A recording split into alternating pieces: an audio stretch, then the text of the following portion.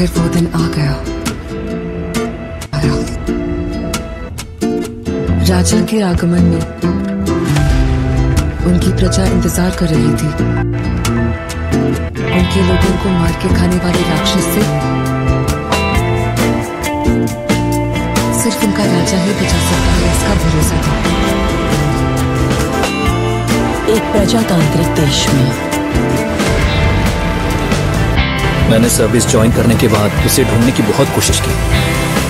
फिर मैंने ढूंढना छोड़ दिया। 70 करोड़ लोगों के बीच इतना बड़ा साम्राज्य, इतनी बड़ी व्यवस्था, कैसे? इस बात की परवाह भी है कौन जीता, इसकी दिलचस्पी भी। कमिश्नर बदल कर आ रहा है, ये कोई खबर है? सर, खबर पोस्ट देखकर नहीं बनती, उस पोस्ट पर जो पर्सन आ रहा है उसे देखकर बनती।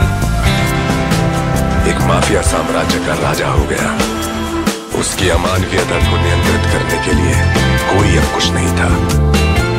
ये सरकार को अच्छे से पता था।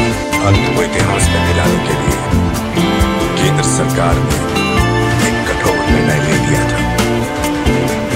क्या है उसका स्टेटस? रिटायर्ड? वो क्या? बारे में तो कुछ लिखा नहीं, अब क्या करें सर?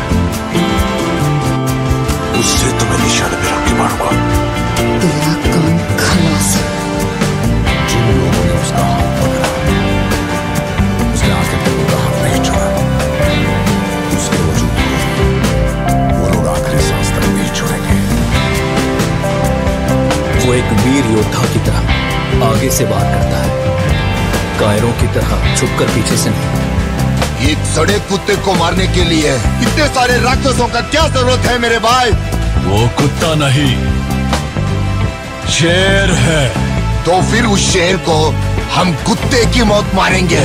आप सिर्फ एक इशारा कर दो,